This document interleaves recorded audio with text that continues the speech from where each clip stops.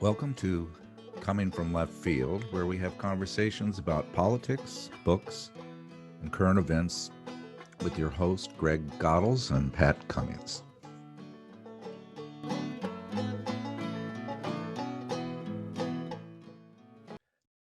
A recent global wealth report indicated that the top 1% of all households now own 43% of global wealth. All indications are that this small billionaires club will continue to acquire a larger and larger percentage of the wealth pie. And once they get their fill of yachts and private jets, the plan is to gladly redistribute their wealth to help poor people. That is just how things work nowadays. An unwritten economic code of conduct for this philanthropic private club. What could possibly go wrong with this new world order? Let's discuss. Warm greetings, everybody. And Tim Schwab, thank you for showing up on our podcast today. You have written a great book, which we'll chat about. And I'm excited to have you. Are you in Washington, D.C.? Is that where you're based out of? That's right. Yeah. Thank you so much for having me. I really appreciate it. Good. And Tim, you're a journalist, and your book, which is really quite an extraordinary book. I mean, Greg and I, before you got on, were just raving about how much we liked it, is The Bill Gates Problem, Reckoning with the Myth of the Good Billionaire. Tell us a little bit about your book, how you decided to put your magnifying glass on Bill Gates. So I'm an investigative journalist, but I'm also a freelance journalist, and it is very, very difficult in this day and age to make a living doing this. And I was kind of trying to end a career as a freelance journalist because it was so tough. And I discovered you can apply for these things called fellowships. And I applied for one, and it required you to pitch a really big project. So as a journalist, especially doing investigative journalism, you look around the media landscape, but what are really big stories that are just being totally missed by news outlets? And, Bill Gates, the Gates Foundation were such an obvious example to me. I think they'd sort of been in the back of my mind for a while. Other critics, academics, there'd been a book already about the Gates Foundation. And to me, it was just so clear that what the Gates Foundation was doing, as the media told it, is that they're this unimpeachable philanthropy. Bill Gates is giving away all of his money and, doing great deeds in the process, saving lives, radically improving education, agriculture, and now he's in climate change, on and on. But the story I knew was much more complex than that. And if you take a step back and really think about what Bill and Melinda French Gates are doing through philanthropy, it's not so much charity as it is political influence. They're buying decision-making power over public policies. They're trying to remake how we educate, feed, medicate children around the world. At a certain point, you have to understand that this isn't simple charity, but rather that it is, like I said, political influence, and very much unregulated political influence at that. The way that a billionaire can deploy their money through campaign contributions or lobbying, we recognize that as money in politics. We have journalists follow the money. We have rules and regulations. We have disclosure requirements. If you give that money away as philanthropy, none of that applies. So it's a very it's a difficult story to tell because how can you look askance at a billionaire or a multi-billionaire giving away all of his money? But this is the story that I've told. But before we get into the book, I have one question. I was looking at your background, and you went to the Illinois College of Media in Urbana. That's where Greg went to college. I went to Eastern Illinois University. All right. Yeah. So that seems to be and that seems to be a pretty prestigious journalism school, correct? I mean, according to Wikipedia, I hadn't heard it. Tell me about that school. Is it? It's a public university. I grew up in central Illinois, as we call it, downstate Illinois. It is, I don't know that it's necessarily prestigious. I don't consider it prestigious. When you think of journalism school, do you think more of Columbia University, University of Missouri, maybe Northwestern? So I don't know that University of Illinois is particularly prestigious, but they let me in. They gave me a good deal. I got out of it without any debt. So yeah, it was a great program for me. It Right. got my feet wet with what I was doing at Right. journalism. Hey, you start your book kind of drawing the line between Microsoft and how Bill operated in Microsoft, and then into the foundation. And you know, we get this idea that he's just this brilliant guy and made all this money at Microsoft, and then just said, "I'm going to now be a philanthropist and give it all away." And tell me about that line between the two, between Microsoft and Gates Foundation. Yeah, I do start the book off with Microsoft because I think we've either forgotten or forgiven Bill Gates' first chapter. At the turn of the millennium, he was one of the most reviled public figures, certainly industry captains on earth. He was being ridiculed by The Simpsons for his monopoly nerd overcompensation complex. People were throwing pies in his face because Microsoft faced a very high profile antitrust case. He was the face of a monopoly. He's one of the most storied monopolists to walk the earth. And it's in the midst of this PR crisis that Bill Gates, really ramps up his philanthropic work. And suddenly he's putting $20 billion into starting the Bill and Melinda French Gates Foundation. So I don't think it is at all a coincidence that the timing of it was right as he was in the midst of this major PR crisis. But yes, you're right. So he brings to the Gates Foundation the same values and interests that animated his work at Microsoft, including a lust for control, the same sort of monopoly ethos that he had at Microsoft, this feeling that he should really control computer software markets, that he had the best products and he had the and he was positioned to really be a very influential mover in computer software markets. He brings that same sort of righteousness to the work he does philanthropically, where he can go into a corner of public health or public education that he wants to change and really take over public policy. And there are many critiques that have been published along these lines over the years. The way that the foundation does this is it's donating money to think tanks, it's donating money to media organizations, it's donating money to universities. And suddenly you have, a large majority or plurality of the field rowing in the same direction, kind of using the same talking points, or in other cases, just simply being afraid to criticize the Gates Foundation for fear of losing its patronage. So it starts to show you the sort of way that philanthropy in the hands of someone like Bill Gates can really function like money in politics. But yeah, overall, I think it's important to understand the Gates Foundation in terms of power and in terms of power dynamics, and to get away from this very naive idea of it's just a guy giving away money. And the other thing that you touch on with the Microsoft is he was kind of a dick. I mean, he screwed Paul Allen. He did stack ranking for all of his employees. He did enormous amount of litigation regarding patents. He created essentially just created an effective monopoly through business practices that were not, not very good business practices. He wasn't really liked, when he was at Microsoft. Am I correct with that?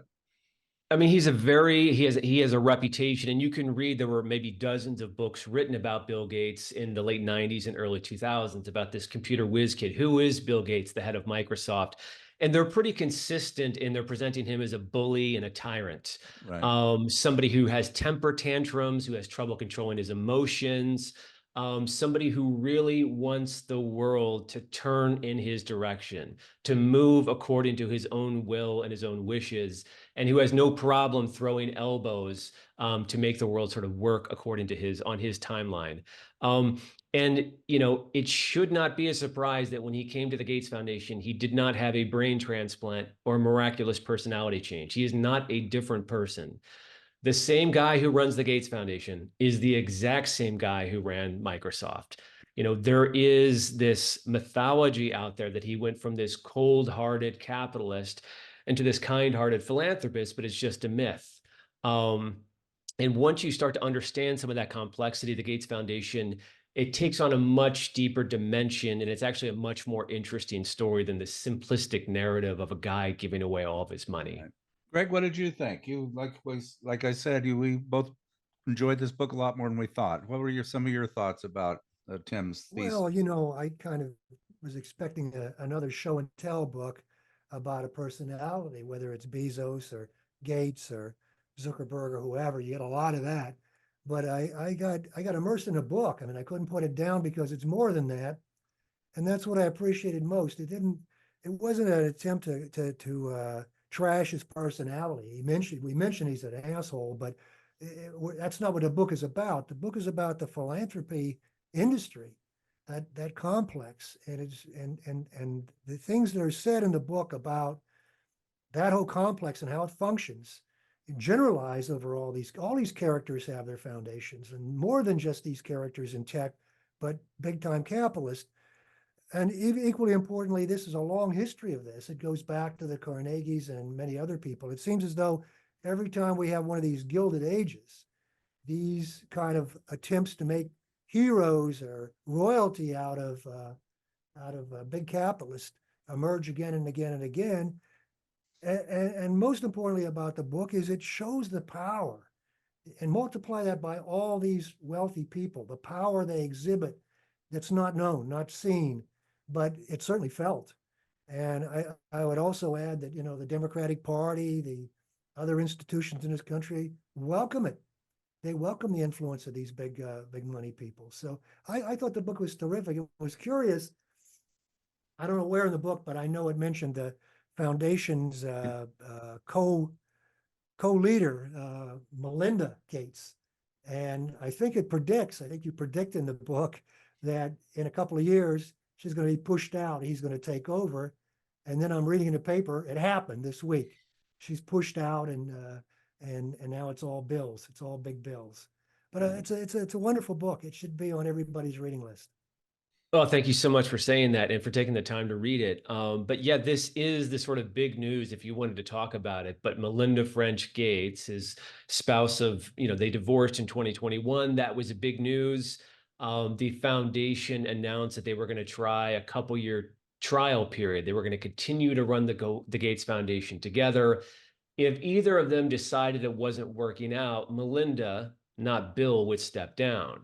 And to me, I think it's a really clear distillation. The Gates Foundation is Bill Gates. It's not Melinda French Gates. It's his, great fortune from Microsoft that funds it. And it's, largely driven by his ideas and passions and ideologies. And I think that's important. And most major news outlets right now are reporting the story about Melinda French Gates leaving the Gates Foundation, which I guess, it does telegraph how consequential this organization is. Certainly the media is paying attention to it. And I think it's right for them to pay attention to it because it does have so much influence in world affairs. Bill or Melinda French Gates can fly around the world and meet with elected leaders, shaping government priorities and government spending also. That's one thing I hope that readers get out of the book are the billions of dollars in public funds that go into subsidizing the Gates Foundation. And the reason I think that's important is because a lot of what we're talking about here is this idea of accountability.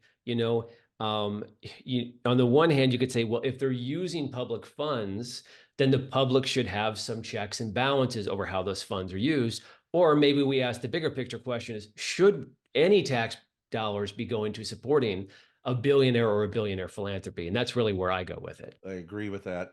The one thing that I did in preparation for your interview is I was going back and looking in the field of education, which is my field.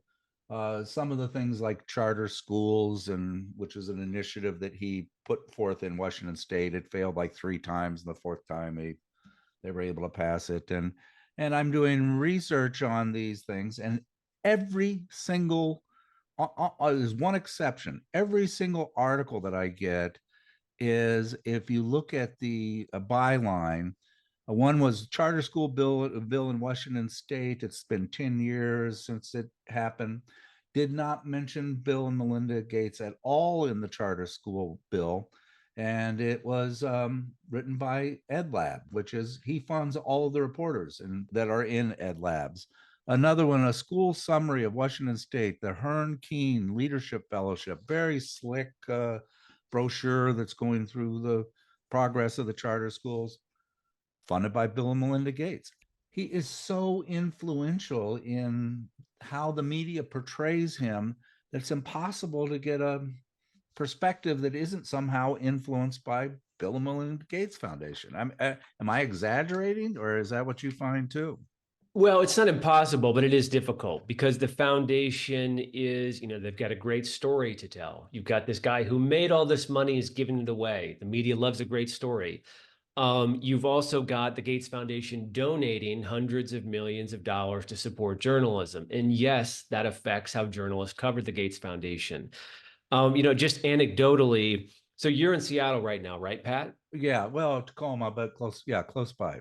Yeah, So mhm. my book is about one of the most famous people, most influential people in Seattle, one of the most famous and influential institutions in Seattle. Um, I did a book event in Seattle that was very well attended. The Seattle Public Libraries, King County Public Library System has many copies of my books. When the book first came out, they were all checked out. There was a line at list. Clearly, I think my book has some relevancy and resonance in that metro area, but not a single journalist in Seattle reviewed the book or covered the book in any way.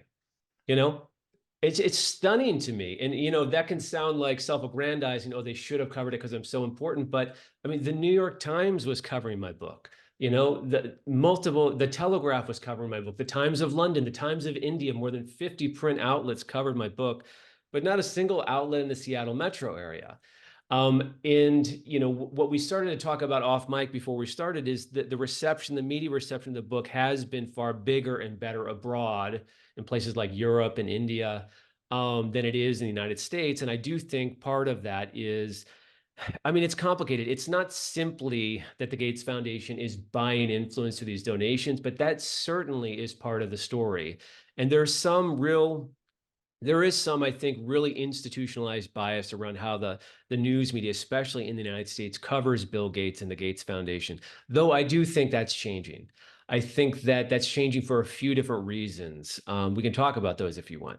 Yeah, go ahead. Let's talk about that. How's it turning? How's it shifting? Well, I think that the political culture and the political debate is changing, and it's turning against the Bill Gates of the world. Have a mainstream political discourse where in the primary, a presidential candidate might be asked, should billionaires exist? You have social and political movements gathering steam, from Occupy Wall Street to the Green New Deal, even like things like decolonize global health. And you also have Bill Gates, I think, lost significant moral authority following his divorce from Melinda French Gates, because this news cycle brought forth a great many allegations of misconduct, which Bill Gates denies, but which nevertheless were many. And these are New York Times, Wall Street Journal reporting about his hard to explain association with convicted sex offender Jeffrey Epstein. These big outlets also reporting on allegations of misconduct towards female subordinates. Again, Bill Gates denies these, but these are very large, mainstream, credible news outlets reporting these stories. And I do think that impacted his moral authority on the world stage, which he really needs to do the work that he's doing. So I think for all of these reasons, you do see the media opening up to more critical perspectives on Gates. And I'm claiming some kind of sour grapes, that the media didn't cover my book in Seattle. But the reality is, I'm a debut author. I got, for a debut author, really great media coverage. And I do think that newsrooms increasingly recognize that it's their job to put a critical lens to Bill Gates and the Gates Foundation. If you go, sounds like we all went to journalism school or media training, and what you learn is that your job is to afflict the comforted and comfort the afflicted. Right. If that's your mission in journalism, Bill Gates should be among the most scrutinized people in the world, not the most praised. And you are starting to see that happening more and more. And I think you're going to see that happen more and more in the years ahead. With news this week that Melinda French Gates is stepping away from the Gates Foundation, that I think that also diminishes the moral authority of the foundation, and it shows people the fact that people are leaving, high-level people, Melinda Gates, whose name is on the foundation, are leaving the foundation. I think the narrative is going to increasingly change in the years ahead. I think you're too humble. I think you're entirely too humble. I think that this book is extraordinary, and the fact that it's not getting the coverage here, as you point out, is not accidental and needs to be pointed out. The influence of Bill Gates is enormous. And it's not necessarily $1 or $10 or $100 goes across the table to a journalist. It's a journalist that are afraid. They're simply afraid. It's too big of a thing to tackle. And I think the things you point out about his personality and about his character, to some extent, that's really a distraction from the overall questions that you raise about the institution of philanthropy and its generality and how it operates and how it functions in society. I think that's the most important thing about your book, and I think that's probably why it's not getting any coverage. Because you can always attack individuals. You can always say it's too bad he's a jerk. But it's deeper than that. If I read your book right, correct me if I'm wrong, but your book is saying it's not Bill Gates per se, it's the institution that allows Bill Gates to command this power over journalism, over politicians, et cetera, et cetera. So I wouldn't be quite as humble as you are. Yeah, I like the New York Times review. They says, he does an excellent job arguing that the Bill and Melinda Gates Foundation would be more of a force for good if it were run by a kinder, gentler billionaire. That was not my argument at all. That My that argument is article that article was just, it was hilarious. He set forth your arguments, but then he kind of said, well, It's billionaires patronizing. exist, get It's over it. patronizing. It just he didn't get. That's just the opposite of point of your Tim, they're book. patronizing Oh, you. I Jesus. mean, this is a much better book than that. Yeah. Much Yeah. better, much deeper book than that.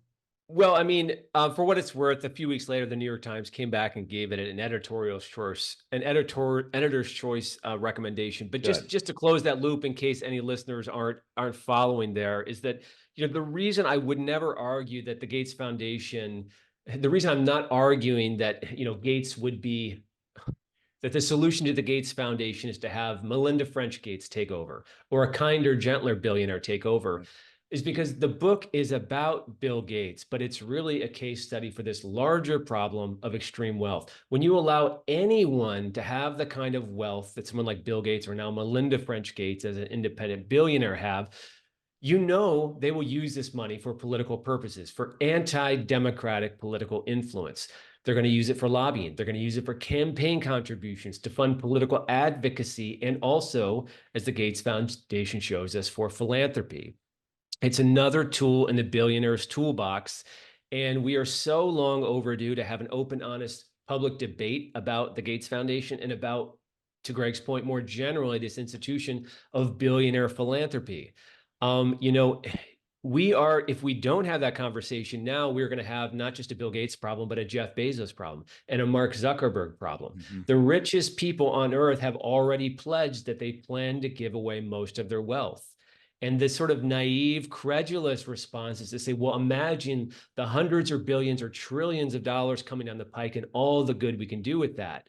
But the more honest and I think sort of canny way to understand that is that this actually represents a real threat. This idea of these multi-billionaires who are going to deploy their great wealth to change how we educate our children, to change how we feed and medicate poor children all over the world. Just because you are a great business person and great at running these, powerful, destructive companies, that doesn't give you any, special ability or talent or certainly privilege or entitlement to take over public policy that affects the lives of all the rest of us.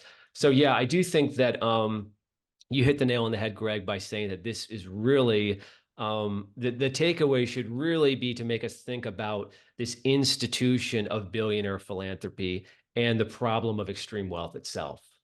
Yeah, getting to your point, Greg, I like that part about the book too. You could have been much more sensational about Bill and all of his, the accusations of his misbehavior, and you didn't. You just sort of laid it out and said that's it, and that's like this much of the book. The bigger part of the book is what happens when someone with this much money comes in and tries to influence, our democratic institutions. Yeah, I mean, I think it is an important part of the story. You're referring to these allegations of misconduct towards female employees and his relationship with women. for a few different reasons, but one is that the Gates Foundation has such a woman forward brand. It's spending Right. billions of dollars on gender equality. It's presenting itself as this champion for women. And I think it's important to, really think about the institutional culture and the culture from the top at the Gates Foundation and who Bill Gates is and what is his relationship with women and whether he really is a champion and someone that your organization should be partnering with.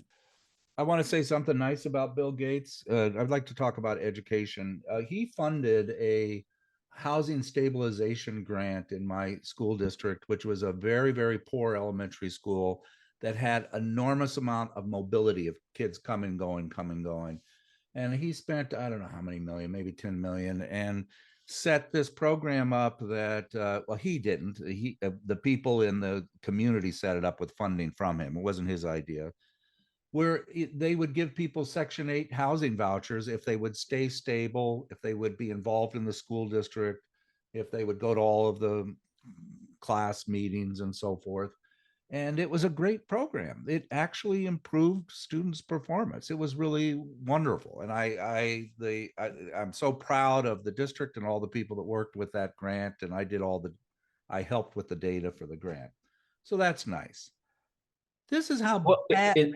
Go ahead. let me say something nice also. Is just to be clear, I would never argue that the Gates Foundation, the tens of billions of dollars it's given away, it has never done anything good. Right. I would never say that. Of course, there are times and places where the Gates Foundation has helped people. My argument is more that the Gates Foundation, on the whole, is doing more harm than good, and that as a model, it represents an anti-democratic model. The other little caveat I would shoehorn in here is that I've talked to people in the Seattle King County area who work with the Gates Foundation, and what they've told me is that Gates operates very differently at home locally than it does abroad because you don't want to defecate where you sleep, so to speak. So it might be more, I don't know, more progressive or more flexible in the Seattle area. So it's interesting to hear your story, which seems Right. to confirm that. But now you're going to tell us a different story, it sounds Now I like. want to tell you the rest of the story, which is when Obama came in and the Mm. economy was a mess. And Gates and the thing is, we didn't know this was Gates when it was happening. He brought in Race to the Top, which is that Arnie Duncan. Arnie Duncan. Arnie Arnie Duncan. Duncan. He brought in the Common Core. He brought in this just fetish with standardized tests. I remember being flown down to a conference in San Diego where he had a system of cameras in the room that would evaluate everything going on in the classroom to quantify teachers' teaching practices that would be tied to merit pay. He did small schools grant in a school where he gave this huge amount of money to have the smaller number of students in these high schools, and then just overnight just got rid of it all. And he was destructive, influential, and most all of the programs that he initiated, when they finally had the scrutiny of good independent research evaluations, were unsuccessful, just didn't work. And yet when you're going through this at the time and someone's offering you all this money, it was completely disruptive in how he influenced education for a couple of decades there. He had a program in Bellevue School District that was this huge database of all the curriculum that on this day, on October, a teacher is going to be teaching persuasive sentence structure, and that the teachers freaked out. It turned out to be a bust.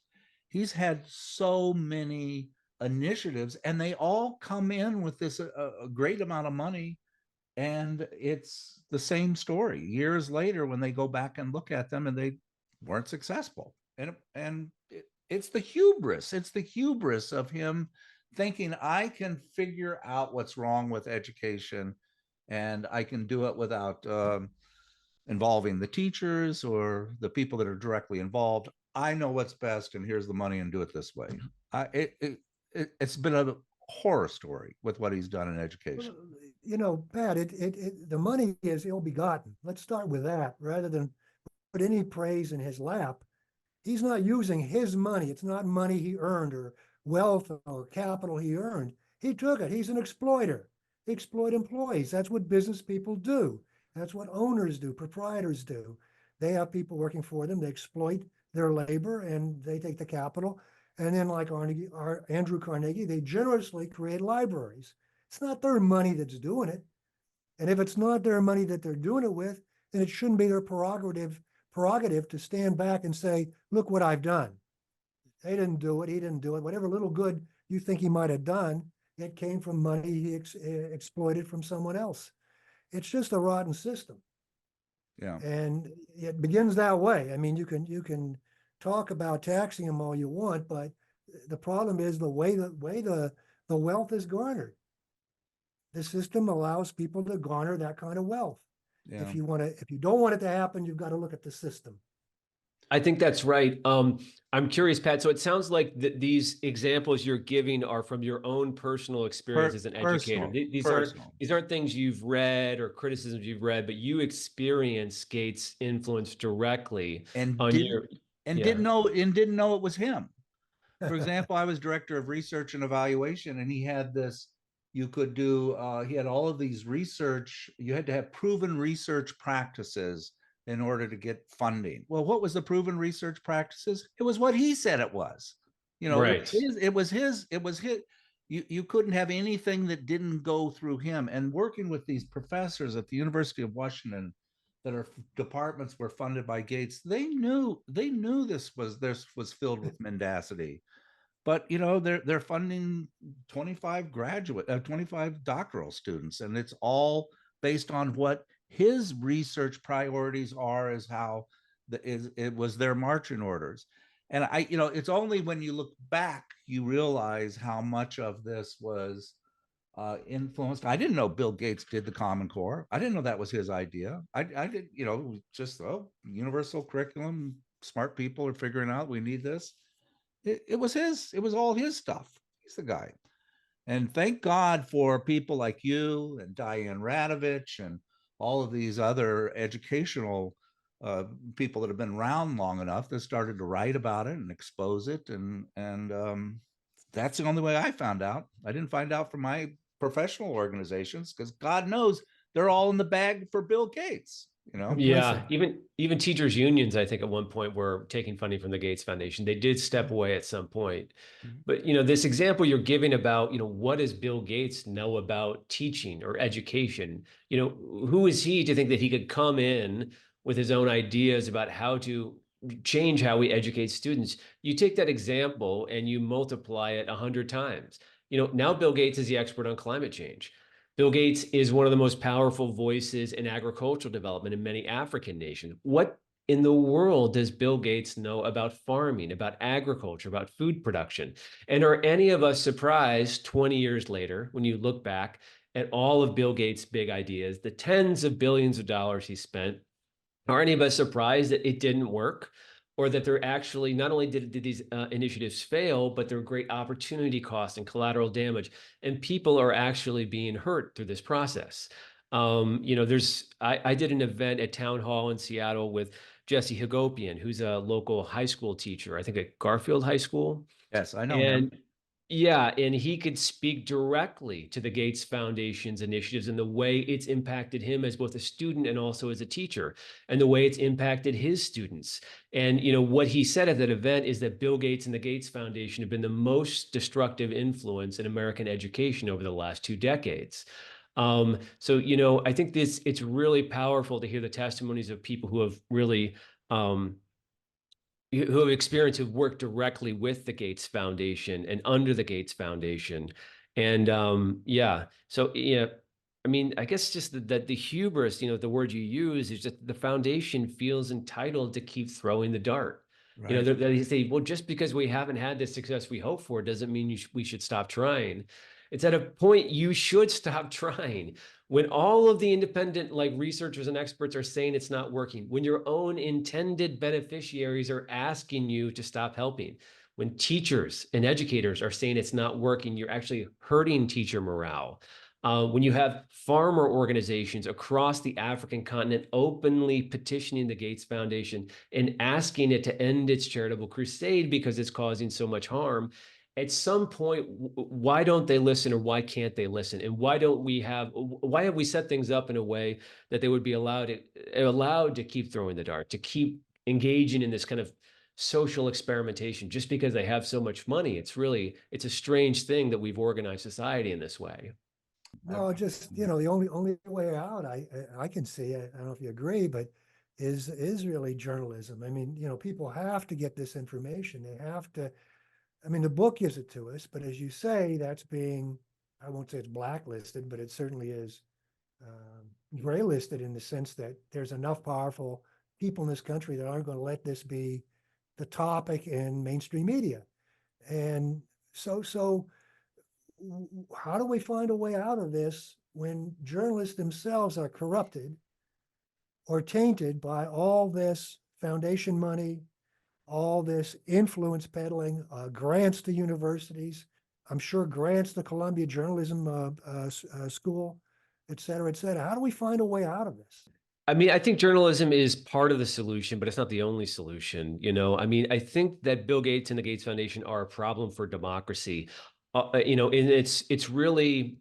it's not just, the title of the book is The Bill Gates Problem, but at a point in the book, I step back and say it's really our Bill Gates problem. Right. All of us, through either inaction or indolence or laziness, whatever it is, we allowed the circumstances for the Bill Gates problem. We allowed Microsoft to become this massive destructive monopoly. We allowed it to gain so much money. We allowed Bill Gates to become so wealthy. We then allowed Bill Gates to turn this great wealth into political power through philanthropy.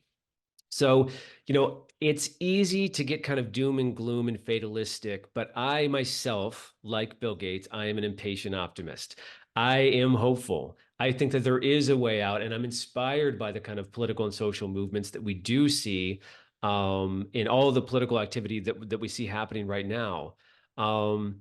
So yeah, I mean, I think journalism it's the fourth estate. It's a crucial part of a democracy, of a functioning democracy, of a free and open democracy. Bill Gates and the Gates Foundation, as I said earlier, I do think increasingly you're going to see journalists put him in the crosshairs. I think that Bill Gates has reached the absolute zenith of his philanthropic career. He had a disastrous sort of management of the pandemic. You saw his divorce from Melinda Gates. You saw all the allegations of misconduct, again, which he denies. I really think that he's at a point of diminishing returns, and that he and the model he represents, the wealth he represents, are ripe for reexamination. And I think that's what's happening right now. Let Go me ahead. take another shot at it, because when I look back at the history, like the late 1900s, the late 19th century, the muckrakers and so on, when the progressive era, for example, you had writers who had the audacity to tackle these captains of industry, the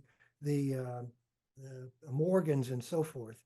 And then in the later period, you had journalists, you had muckrakers who rose up and attacked these things and exposed it. Because I don't want to blame the people for not paying attention.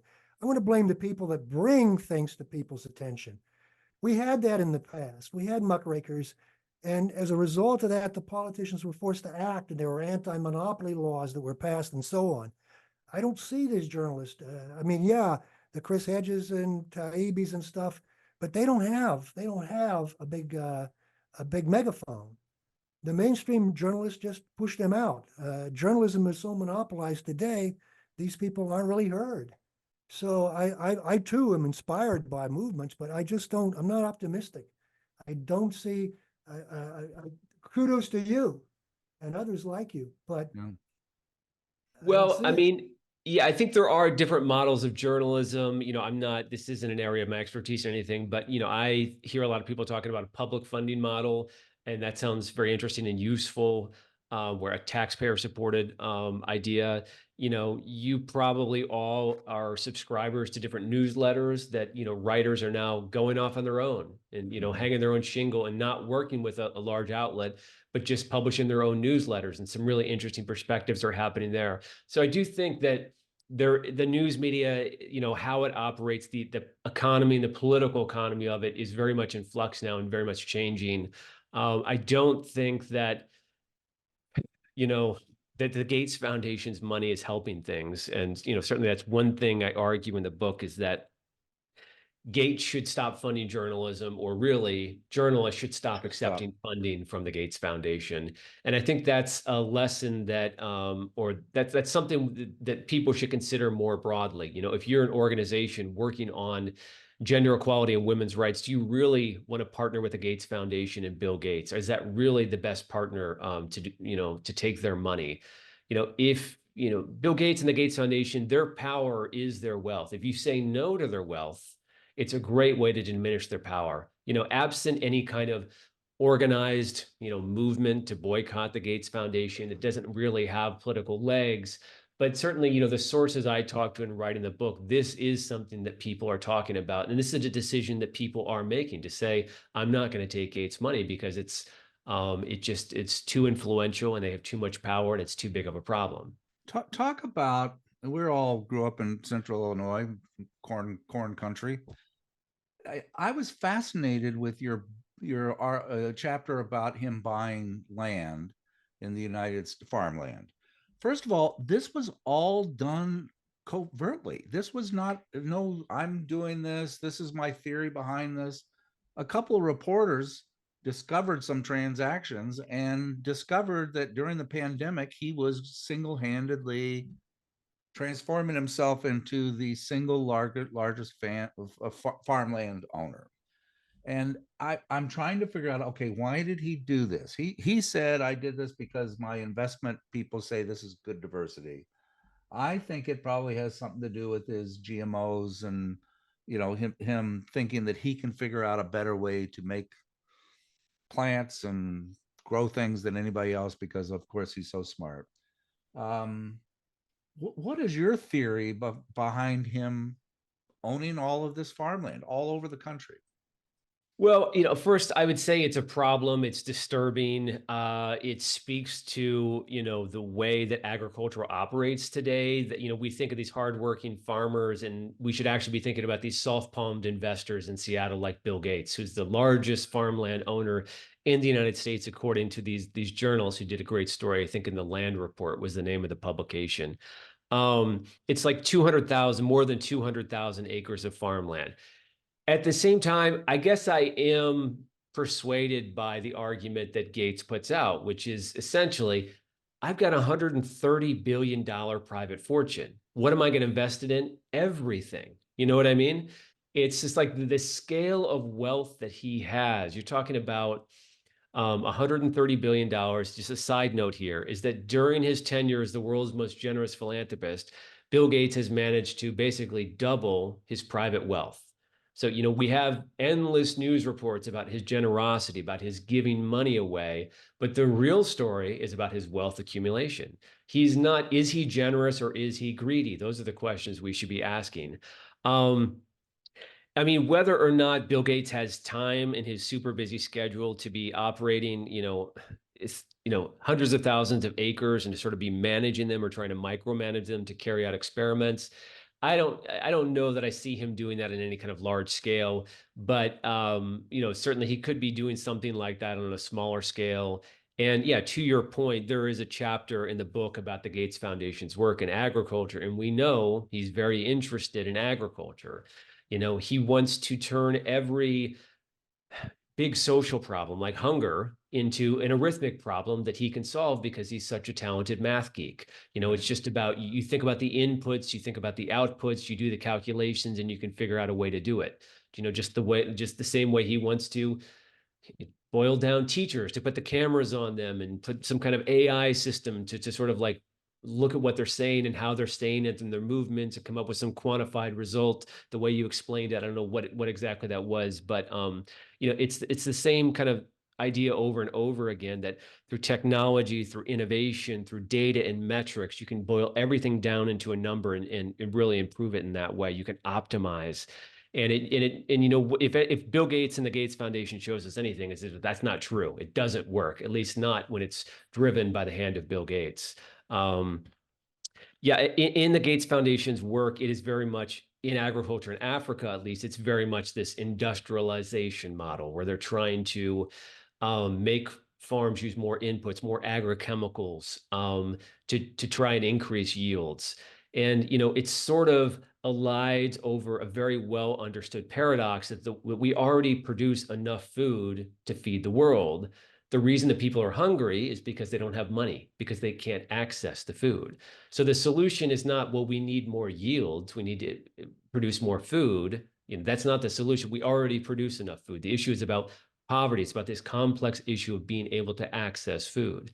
I mean, it's the same story with medicines also. You have millions of people die each year from diseases which we could, they don't need to die from. If they could access the diagnostics, the treatments, the vaccines, they would not die, but they can't because of the way we've organized the political economy around pharmaceuticals.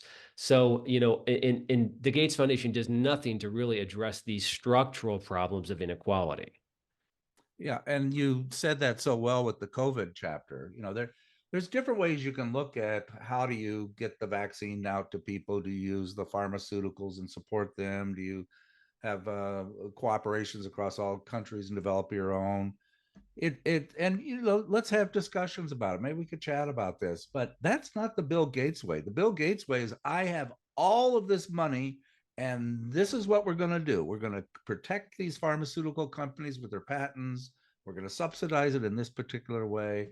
And did I vote about that? I mean, did some people get in a room and say this is the best thing to do?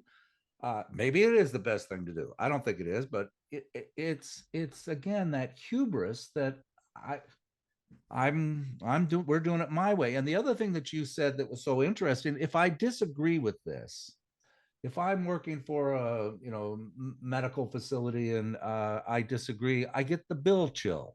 Tell me, I all of a sudden don't get my grants. I ticked off the boss kind of thing. I don't know. Yeah, before I say the bill chill, I want to cover a point you just brought up, because I do think it's important. It's, there's this indolent logic around Gates where you can't blame a guy for trying, but what that misunderstands is there's usually other options and solutions on the table, as there was during the pandemic. People were saying, why don't we avoid exclusive license? Why don't we avoid patents? Why don't we make this vaccine widely available to everyone? And there was a global public health movement. You had all kinds of public health experts, institutions, poor nations that Bill Gates purportedly served, saying, let's go this route. But Bill Gates, a lot of governments in rich nations, certainly the pharmaceutical company, said, no, we're going to do this. We're going to work with and through the pharmaceutical sector, and we're going to try to negotiate prices, and it didn't work. So that's a problem you see again and again at the Gates Foundation, is that the foundation obstructs or stands in the way, certainly of democratic debate, but often better alternative pathway solutions. With the bill chill, this is something that academic researchers have coined this term to describe this very well experienced, if not well documented phenomenon, which is that so many people in a field like global health, which means public health for poor people, so many people in that field are funded by the Gates Foundation or hope to get funding from the Gates Foundation, that there's a real chilling effect where you are afraid to raise your voice and say anything that might be viewed as critical to the Gates Foundation, because you could lose out on future funding. And these are very real concerns. The foundation is probably the largest, most powerful actor and largest funder in a field like global health. They're working on these diseases that big pharma can't make money off of, like tuberculosis and malaria. The Gates Foundation can go into a field like that and be the largest funder and most influential voice.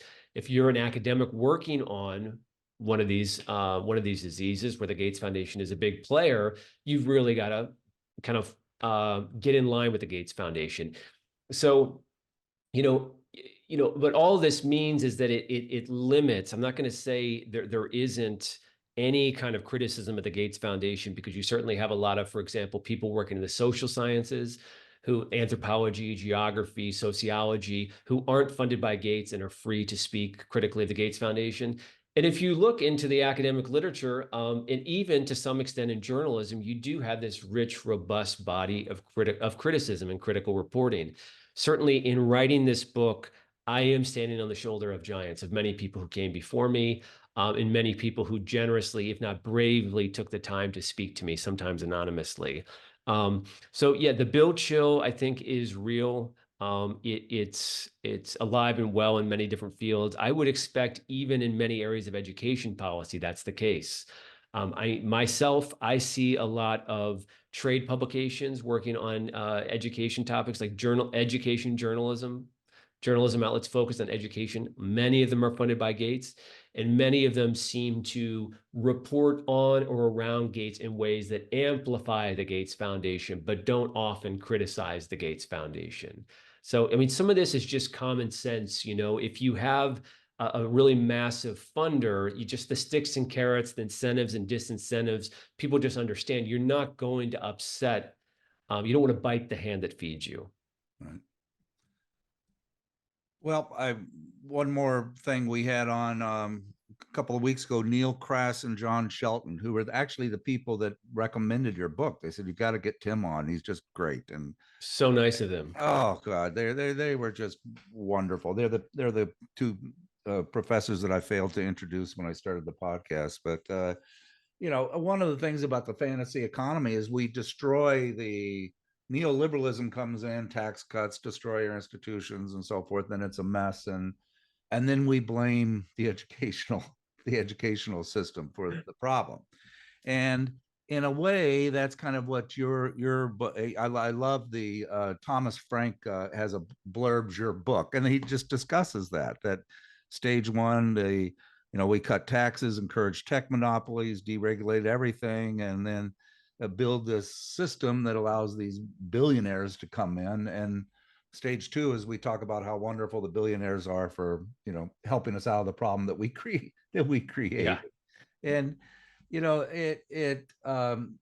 as a part of preparation to your book, there was a letter to the editorial in the Seattle Times about how horrible the public schools are because we aren't producing enough highly technical STEM people, and the jobs aren't there. And oh my goodness, we need to stop everything and change the way in which we prepare people for the job force.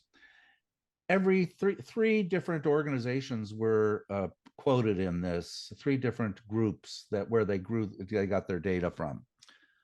All three funded from the Bill and Melinda Gates Foundation. They said in these funding in their editorial that in 31 we are going to have only 28% of our jobs are going to be high school only. Well, right now it's 67%. The numbers are so incongruent. And who's the Seattle Times reporting on all this? It's EdLab. It's it's funded by the Bill and Melinda Gates. So it just is amazing. So you have the Gates funded EdLab at Seattle Times, right, peddling a Gates Foundation talking point, a Gates Foundation agenda item using right. Gates funded research. Here's the thing, the Gates Foundation did not pick up the red phone and ask them to write this. And I bet that the Seattle Times isn't even aware of all these connections to the Gates Foundation. They don't even realize probably that it's just in the air they breathe, in the water that they're swimming. They're obvious. Not even aware. Right. It's the same thing when the Gates Foundation puts a lot of money into funding journalism around global health. And they'll hire a new journalist who may not understand how powerful of a funder Gates is. But you're out there reporting on global health, and the topics you're reporting on are topics Gates works on. The people you're talking to are people funded by the Gates Foundation. And you're this reporter, you don't understand the way you might be effectively instrumentalized, the way that you are unwittingly advancing the Gates Foundation's agenda, but it's happening nevertheless. So was that you who wrote a letter to the editor, or was that Greg? I wrote a letter. I was bitching at Greg before you came on, because what is the likelihood they're going to publish a scathing letter to the editor about how they're owned by Bill Gates?